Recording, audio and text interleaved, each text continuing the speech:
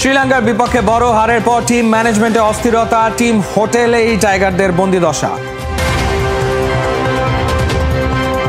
জাতীয় দলের ক্রিকেটারদের খেলা দেখে সাবেকরা বিরক্ত, পারফরম্যান্স অনুযায়ী বেতন ও বোনাস দেওয়ার পরামর্শ। তুর্কমেনিস্তান ম্যাচের পরই হবে ঋতুপর্ণাদের সেলিব্রেশন, ইয়াঙ্গুনে হলো নারী ফুটবলারদের রিকভারি সেশন। সড়ক দুর্ঘটনায় মারা গেলেন পর্তুগিজ ফুটবলার দিয়েগো জোটা, ফুটবল বিশ্বে নেমে এসছে শোকের ছায়া। বাজে হারের পরদিন টাইগাররা বিশ্রামে শ্রীলঙ্কা প্র্যাকটিস করেছে। অনুশীলন না থাকলেও টিম হোটেলে অস্থির সময় কেটেছে টিম ম্যানেজমেন্টের। ক্রিকেটারদের বেশিরভাগই হোটেল রুমে এই সময় কাটিয়েছেন, কয়েকজন বের হয়েছেন কলম্বোর রাস্তায় নিজেদের হালকা করতে।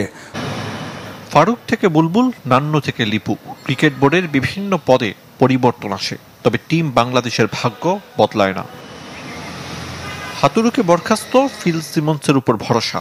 নাজমুল শান্তর নেতৃত্বের আর্মব্যান্ড উঠেছে মেহেদি মিরাজের হাতে, তারপরও যাচ্ছে তাই পারফরমেন্সে বন্দী টাইগার্স। আমাদের যে ভিতরে যে পাইপলাইনটা আছে 15-20 জনই আমাদের বেস্ট, হ্যাঁ, এইটা নিয়ে আমরা আগাচ্ছি।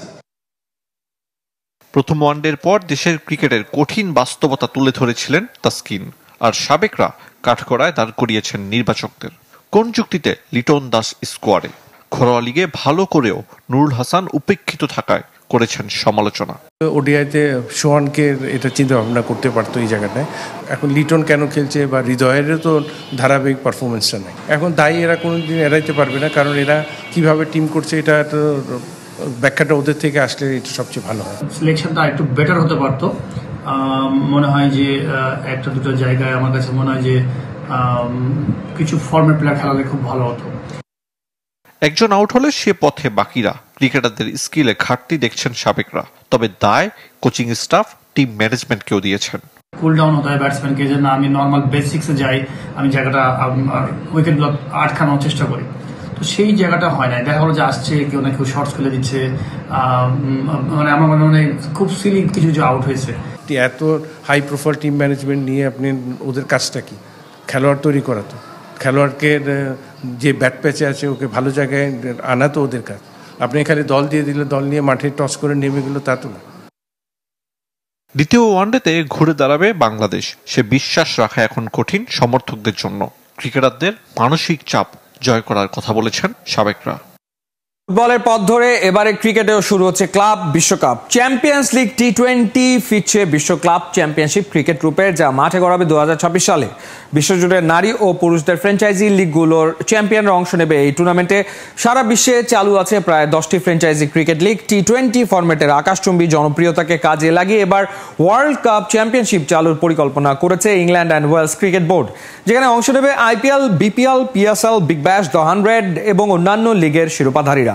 8 থেকে 12টি ফ্র্যাঞ্চাইজি অংশ নেবে এই টুর্নামেন্টে। তবে বিশ্ব ক্রিকেট ক্লাব চ্যাম্পিয়নশিপ চালু করার ক্ষেত্রে বড় চ্যালেঞ্জ হতে পারে উপযুক্ত সময় বের করা, সাথে ক্রিকেটারদের workload management, revenue sharing. Asian কাপের মূল পর্ব নিশ্চিত হয়েছে, কিন্তু সেলিব্রেশন এখনই নয়। পুরো দস্তুর পেশাদারিত্বের মধ্য দিয়ে হাঁটছে বাংলাদেশ জাতীয় নারী ফুটবল দল।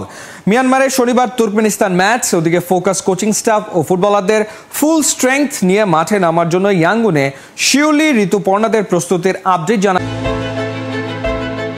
মিয়ানমারের ইয়াঙ্গুনে একগুচ্ছ হাসি মুখ। টিম হোটেলের সুইমিং পুলে শামসুন নাহার রূপনাদের খুনসুটি বুঝিয়ে দেয় মিয়ানমার ম্যাচ শেষ হলেও তাদের এনার্জি এখনো 100-তে 100। সামনে তুর্কমেনিস্তান ম্যাচ, ওইটা জিতেই শতভাগ সাফল্য নিয়ে মিয়ানমার চ্যাপ্টার ক্লোজ করতে চান তারা। আগের দিন ম্যাচ হওয়ায় বৃহস্পতিবার ইয়াঙ্গুনে মনিকা সাগরিকাদের ছিল রিকভারি সেশন। টিম হোটেলে স্ট্রেচিং এ মাসল রিল্যাক্সেশনের কাজটা সেরে নেয় গোটা দল। এ সময় সেশন লিড দেন সহকারী কোচ মাহমুদা আক্তার অনন্যা। তবে রিল্যাক্স বললেই কি আর রিল্যাক্স থাকা যায়? দলের ভেতর এশিয়ান কাপের মূল পর্বে ওঠার আনন্দ ফুটবলার থেকে কোচিং স্টাফ সবার চোখে মুখে স্পষ্ট। মিয়ানমারের বিপক্ষে হাই প্রেসিং ম্যাচে বারবার ট্যাকেলের শিকার হয়েছেন শামসুন নাহাররা। ব্যথায় কুকড়ে গিয়েছেন, মাঠেই আইস দিতে হয়েছিল, কিন্তু ম্যাচটা তারা বের করে এনেছেন দাপুটের সাথেই। দলের সহকারী কোচ মাহবুবুর রহমান লিটু জানিয়েছেন, team is in high spirit. আলহামদুলিল্লাহ, আমাদের মেয়েরা খুব ভালোভাবে আছে, খুব ভালো মুডে আছে। তো আপনারা জানেন যে কালকে একটা আমাদের খুব ভাইটাল ম্যাচ খেলা গিয়েছে, এটার জন্য আমরা আজকে রিকাভারি সেশন করছি। এখন আমরা স্ট্রেচিং করে টিম সুইমিংয়ে নেমেছে।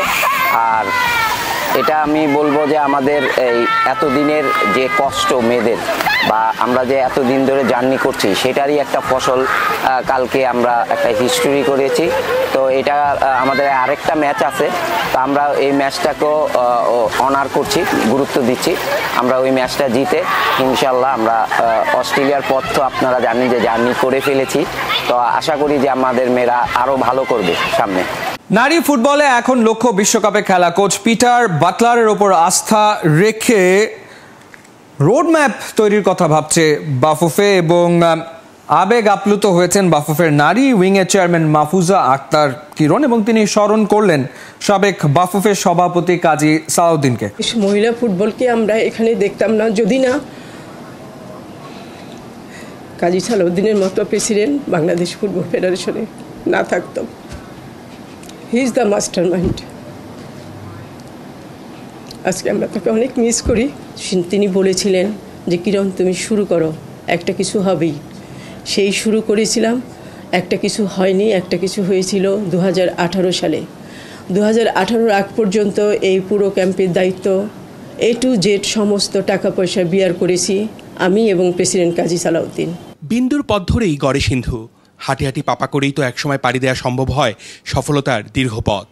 বহু দূরে যাওয়ার শুরুটাও তো হয় কদমে মিলিয়ে কদম। হয়তো সেই যাত্রাটা শুরু হয়েছিল অনেক আগে। বছরের পর বছর ফুটবল ফেডারেশন ভবনে মেয়েদের হয়েছে আবাসিক ক্যাম্প। ধীরে ধীরে তৈরি হয়েছে বর্তমানের এই নারী ফুটবল দল। বাংলাদেশও একদিন মেয়েদের ফুটবল বিশ্বকাপে খেলবে, এই কথায় অনেকের খটকা লাগতে পারে, বাঁকা হতে পারে চোখ। তবে সেই স্বপ্ন দেখতে দোষ কি? চেষ্টায় তো একদিন কাছে আসে মায়ালোক। গ্রুপে 6টা টিম থাকবে, তারা সরাসরি চলে যাবে ওয়ার্ল্ড কাপে, এবং পরে 3টা টিম যাবে আবার অলিম্পিক কোয়ালিফায়ার্সে। ঠিক আছে, তো এরকম অনেক স্কোপ থাকবে। আমার বিশ্বাস যে 2026-এর এই ফাইনাল রাউন্ডে গিয়ে মেয়েরা আরও বেটার কিছু গেইন করবে, যেটা বাংলাদেশের জন্য অনেক সম্মানের। ভাইকে সঙ্গে নিয়ে বেরিয়েছিলেন, ড্রাইভার না নিয়ে নিজে ড্রাইভ করছিলেন গাড়ি। কয়েক মুহূর্তের অসতর্কতা আর তাতেই প্রাণ হারিয়েছেন লিভারপুল তারকা দিয়েগো জটা। 28 বছর বয়সে এই পর্তুগিজ তারকার মৃত্যুতে শোকস্তব্ধ পুরো ফুটবল দুনিয়া। সতীর্থ ক্রিস্টিয়ানো রোনালদো সোশ্যাল মিডিয়াতে দিয়েছেন শোক বার্তা। বিস্তারিত। সারা জীবনের জন্য, হ্যাঁ। কয়েকদিন আগে করা ইনস্টাগ্রাম পোস্টে এভাবেই নিজের ভালোবাসার মানুষকে বিয়ের খুশিটা ডিজিটাল হরফের এক লাইনে লিখেছিলেন দিয়েগো জোতা। এবার তার ফেসবুক পেজের সবশেষ পোস্টটা দেখুন। সেখানে জলজল করছে লিভারপুলের হয়ে অবশেষে প্রিমিয়ার লিগ জয়ের আনন্দ ঘন পোস্টটা। এছাড়াও পর্তুগালের হয়ে কদিন আগেই জিতেছেন নেশনস লিগ। ক্যারিয়ারে অল্প সময়ে 2টো বড় ট্রফি, সঙ্গে ভালোবাসার মানুষকে বিয়ে করে সারা জীবনের জন্য পেয়ে যাওয়া জোতাকে বোধ হয় তাই রূপকথাই ভর করেছিল এদিন। তাই তো ছোট ভাইকে সঙ্গে নিয়ে নিজেই স্পেনের জামোরাতে গাড়ি ড্রাইভ করছিলেন তিনি। তারপর কয়েক মুহূর্তের অসতর্কতা, গাড়ি নিয়ন্ত্রণ হারিয়ে পড়ে আগুন ধরে যায়। সে আগুনে অলরেড জোতা আর তার রূপকথার পূর্ণতা দুটোই ঝলসে গিয়ে হারিয়ে গেছে দ্য এন্ডের শূন্যতায়।